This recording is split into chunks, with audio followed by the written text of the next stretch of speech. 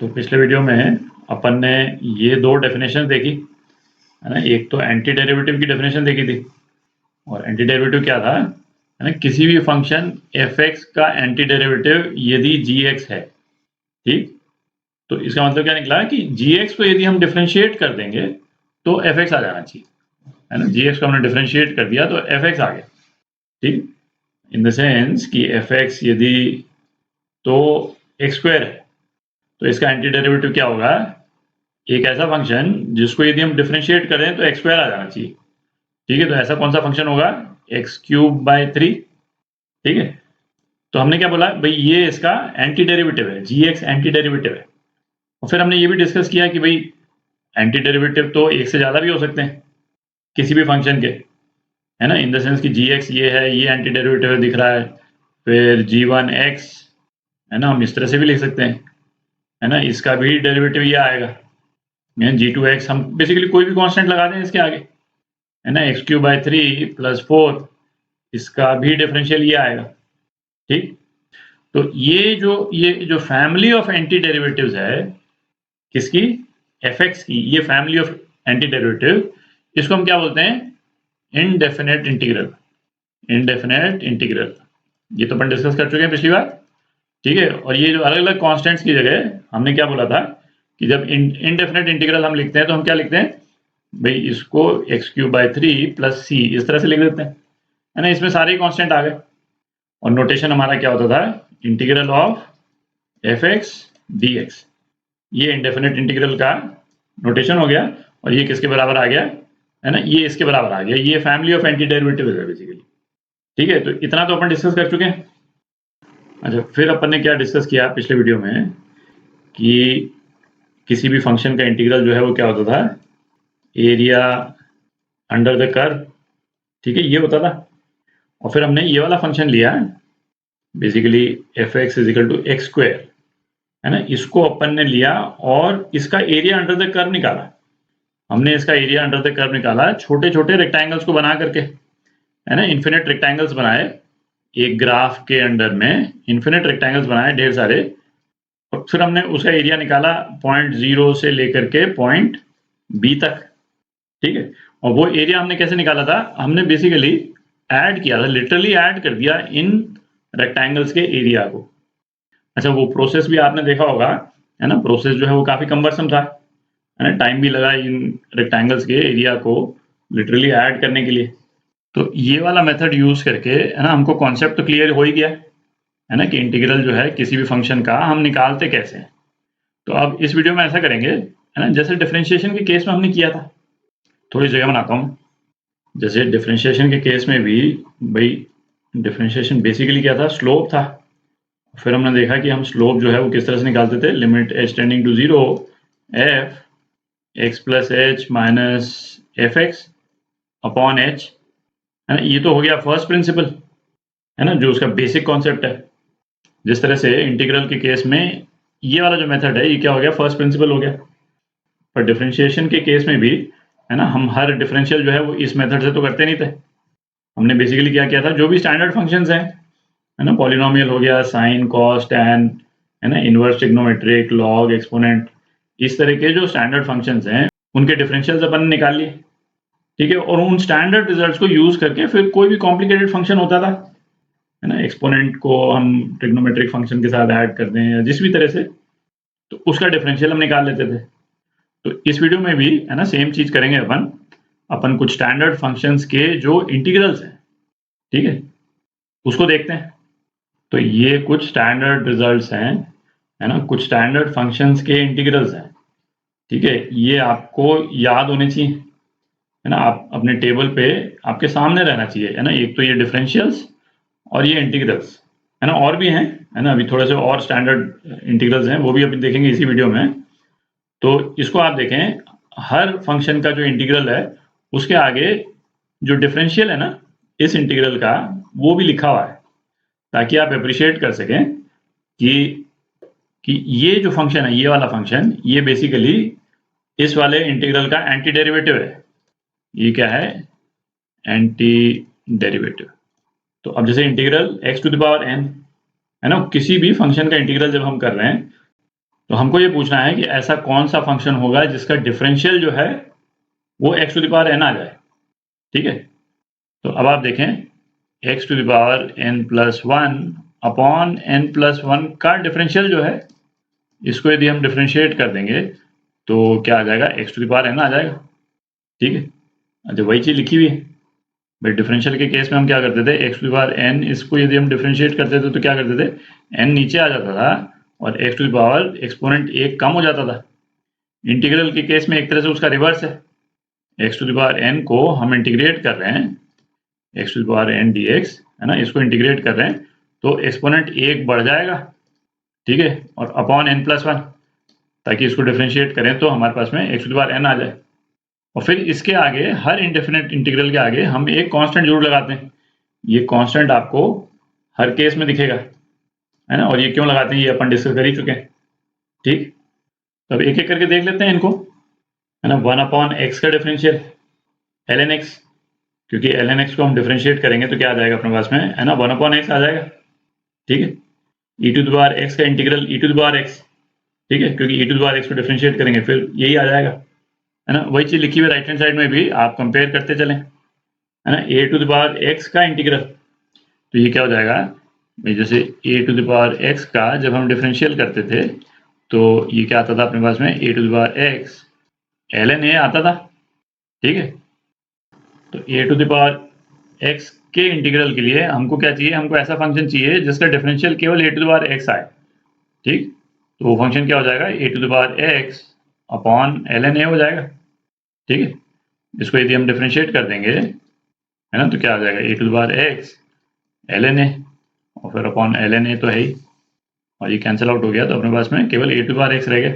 ठीक, अच्छा इसी तरह से साइन x का इंटीग्रल, है ना, माइनस कॉस x, क्योंकि कॉस x का डिफरेंशियल जो है वो क्या होता है, माइनस साइन x, तो माइनस कॉस x को हमने डिफरेंशिएट कर दिया तो साइन x आ जाएगा, तो इसीलिए, है ना, माइनस कॉस x यहाँ पे आ गया। कॉस x का integral sin x, sec square x का tan x का डिफरेंशियल चूंकि सेक स्क्वायर x होता है ना, कॉसेक x, फिर integral of sec x tan x, इससे कर देते हैं integral of sec x tan x, ये भी सेक x के बराबर, क्योंकि सेक x का डिफरेंशियल जो है वो क्या होता है, सेक x tan x के बराबर होता है।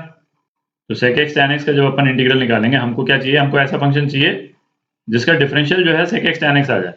तो किसका डिफरेंशियल सेक x tan x है, सेक x का डिफरेंशियल, तो सेक x यहाँ आ गया। अच्छा अब tan x का इंटीग्रल, है ना, इसको भी देख लेते हैं। तो ln cos x का डिफरेंशियल जो है, ln cos x का डिफरेंशियल, है ना, ये क्या हो जाएगा, है ना, 1/cos x, और cos x का डिफरेंशियल माइनस साइन x, तो ये क्या आ गया, माइनस tan x आ गया। ठीक है, तो tan x किसका डिफरेंशियल है, इसको यदि मैं इससे मल्टीप्लाई कर दूं तो यहाँ माइनस आ जाएगा। ठीक है, तो tan x के इंटीग्रल के लिए हमको ऐसा फंक्शन चाहिए जिसको डिफरेंशिएट करने पे हमारे पास में tan x आ जाए। ठीक है, तो किसको डिफरेंशिएट करेंगे अपन, माइनस ln cos x को यदि हम डिफरेंशिएट करेंगे तो tan x आ जाएगा। ठीक है, अच्छा जिन भी फंक्शंस में यहाँ पे ये जो ln जो लगा हुआ है, ठीक है, इसमें आप देखें इसमें ना मॉड है यहाँ पे, और वो ऑब्वियस है, मॉड इसीलिए है कि भाई x की हम वही वैल्यूज लेंगे जब भी हम इंटीग्रेट करेंगे इसको, ये अंडरस्टूड है एक तरह से, है ना। यहाँ पे मॉड मतलब क्लियरली उसको एक्सप्रेस करने के लिए लगा रखा है इसी कॉन्सेप्ट को, कि cos x की वही वैल्यूज होनी चाहिए जो कि नेगेटिव ना हो, क्योंकि लॉग के अंदर जो इनपुट के रूप में हम नेगेटिव वैल्यूज नहीं दे सकते, इसीलिए यहाँ मॉड लगा रखा है। ठीक है, ये ln वाले जितने जो एक्सप्रेशंस हैं हर एक में मॉड लगा हुआ आप देख सकते हैं, है ना। उसका पर्पज यही है बेसिकली कि लॉग में इनपुट के रूप में नेगेटिव एंट्रीज नहीं हो सकती, है ना। इसमें आप एक्सरसाइज करके देख लें, सेक x का इंटीग्रल ln सेक x प्लस tan x, है ना, आप इसको डिफरेंशिएट करेंगे तो क्या आएगा, सेक x आ जाएगा।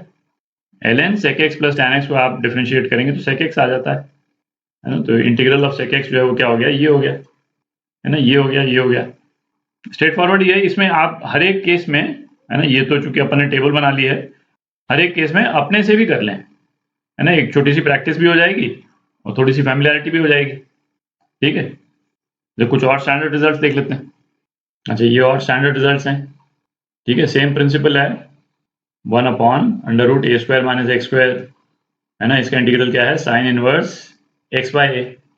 क्यों? क्योंकि साइन इनवर्स एक्स बाई ए को अपन डिफ्रेंशिएट करेंगे तो क्या आएगा, है ना, ये आ जाता है। इस केस में इसको डिफ्रेंशिएट करेंगे तो ये आ जाएगा। सारे स्टैंडर्ड रिजल्ट्स हैं, है ना। tan inverse x by a इसको डिफ्रेंशिएट करेंगे तो tan इनवर्स एक्स का डिफरेंशियल क्या होता है, 1/1 प्लस एक्स स्क्वायर। तो tan inverse x by a इसको हम डिफ्रेंशिएट करेंगे तो क्या आ जाएगा, d by d x is equal to 1/1 plus x by a का स्क्वायर, और उसके बाद में, है ना, एक्स बाई ए का डिफरेंशियल, तो मतलब 1 बाई ए और आ गया। ठीक, तो ये क्या हो गया, ए अपॉन एक्स स्क्वायर प्लस ए स्क्वायर, ये आ गया। तो हमको ऐसा फंक्शन चाहिए जिसका डिफरेंशियल जो है 1/a² प्लस एक्स स्क्वायर आ जाए। तो ए को अपन यहाँ ले जाएंगे, है ना, वही लिखा हुआ है यहाँ पे 1/a tan inverse x upon a, है ना। इसी तरह से कॉट, इसी तरह से सेक, कॉसेक, ठीक है। इन सबको आप डिफरेंशिएट करते जाएं, राइट हैंड साइड के जितने टर्म्स हैं इनको सबको डिफरेंशिएट करें तो ये सारी टर्म्स आ जाएंगे, है ना। अपन कर चुके हैं डिफरेंशियल में, इसलिए अपन दोबारा नहीं कर रहे हैं। ठीक, तो ये वाले रिजल्ट्स भी, है ना, स्टैंडर्ड रिजल्ट्स हैं जो आपको याद होने चाहिए। तो अगले वीडियो से, है ना, इन स्टैंडर्ड रिजल्ट्स को यूज करके, है ना, अपन कुछ एग्जांपल्स करेंगे ताकि बेसिक स्टैंडर्ड रिजल्ट्स पे, है ना, आपकी प्रैक्टिस हो जाए थोड़ी ठीक ठाक। तो अभी जो अपन एग्जांपल्स करेंगे उसमें हमारा एम क्या होगा कि कोई भी एक्सप्रेशन दे रखा हो उसको इस स्टैंडर्ड एक्सप्रेशन में हम चेंज करें, है ना। लंबे लंबे एक्सप्रेशन होंगे पर उनको हम मैनिपुलेट करके, है ना, मैथमेटिकल मैनिपुलेशन से हम कोशिश करेंगे स्टैंडर्ड रिजल्ट्स में कन्वर्ट हो जाए, है ना।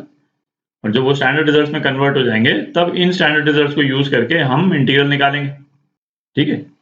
और फिर जब ये स्टैंडर्ड रिजल्ट्स के एग्जांपल्स अपन खत्म कर लेंगे तो उसके बाद में फिर कुछ टेक्निक्स हैं इंटीग्रेशन निकालने की, है ना, उनको यूज करेंगे। हालांकि उन केसेस में भी हमारा एम यही रहता है कि जो भी इंटीग्रल दे रखा हो उसको स्टैंडर्ड रिजल्ट्स में हम कन्वर्ट करें और उसके बाद में इंटीग्रल निकालें। पर उन टेक्निक्स में क्या, स्टैंडर्ड रिजल्ट्स में कन्वर्ट करने के लिए भी अलग अलग टेक्निक्स हैं, ठीक है। तो उनको एक एक करके देखेंगे, ठीक। अच्छा, एग्जांपल्स करने के पहले, है ना, स्टैंडर्ड रिजल्ट से ही रिलेटेड 3 चीजें और देख लेते हैं, है ना, उनको अपन एग्जांपल्स में यूज करेंगे। पहला तो क्या है, यदि फंक्शन के आगे यदि कोई कांस्टेंट है के, है ना, हमको जो इंटीग्रल जो है वो क्या दिया हुआ है, सपोज ये दिया हुआ है के एफ एक्स, तो ये किसके बराबर हो जाएगा, ये के ऑफ, है ना, इंटीग्रल एफ एक्स। इस तरह से हम कर सकते हैं। बेसिकली हम क्या कर रहे हैं कि वो जो रेक्टेंगल वाला एग्जांपल अपन ने लिया था, हर रेक्टेंगल की हाइट जो है वो के से मल्टीप्लाई हो गई, तो जो टोटल एडिशन जो आएगा, ये टोटल एडिशन, उसको हमने के से मल्टीप्लाई कर दिया, है ना, एक ही बात है। दूसरा, है ना, यदि हमारे पास में फंक्शन जो है वो इस फॉर्म में है a x plus b d x, तो इस केस में हम क्या कर सकते हैं, जैसे यदि हम ए एक्स प्लस बी को यदि हम अल्फा लिख लें, ठीक, तो डी अल्फा जो है वो क्या हो जाएगा, ए डी एक्स हो जाएगा। तो डी एक्स जो है वो क्या हो गया, डी अल्फा बाय ए।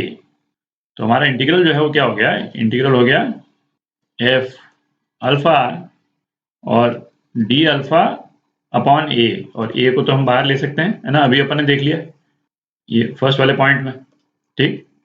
तो अब इस वाले एक्सप्रेशन का इंटीग्रल हमारे पास में अल्फा के टर्म्स में आएगा और फिर उसको हम अल्फा से सब्स्टिट्यूट कर दें, ठीक।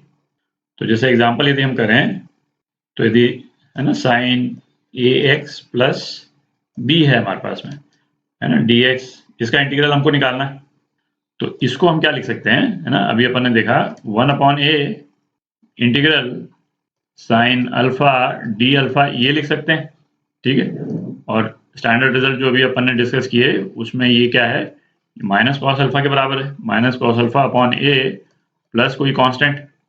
और इस वाले स्टेज में अब हम अल्फा की जगह ए एक्स प्लस बी दोबारा लिख सकते हैं। तो हमारा रिजल्ट क्या आ जाएगा, answer minus cos A x plus B upon A plus सी, ठीक है। बेसिकली इस केस में ये नीचे एक ए आ जाता है ना, डिवाइडेड बाय ए आ जाएगा ये, ठीक। और तीसरा रिजल्ट देखते हैं।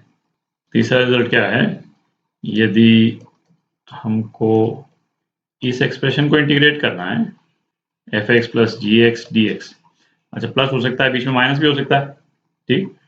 तो इसको अपन क्या लिख सकते हैं, integral of F x D x plus या माइनस, है ना, प्लस है तो प्लस और माइनस है तो minus, integral of G X D X, है ना, सेपरेटली हम इंटीग्रेट कर दें और इंटीग्रल्स को ऐड कर दें। Basically area under the curve fx को हमने area under the curve gx से ऐड कर दिया, है ना, दो एरियाज को तो हम ऐड कर ही सकते हैं। तो इन रिजल्ट्स को आप ध्यान में रखें, है ना। अब कुछ एग्जांपल्स करेंगे, है ना, अगले कुछ वीडियोस में जो स्टैंडर्ड रिजल्ट्स अपन ने देखे उनको लेके कुछ प्रैक्टिस करेंगे।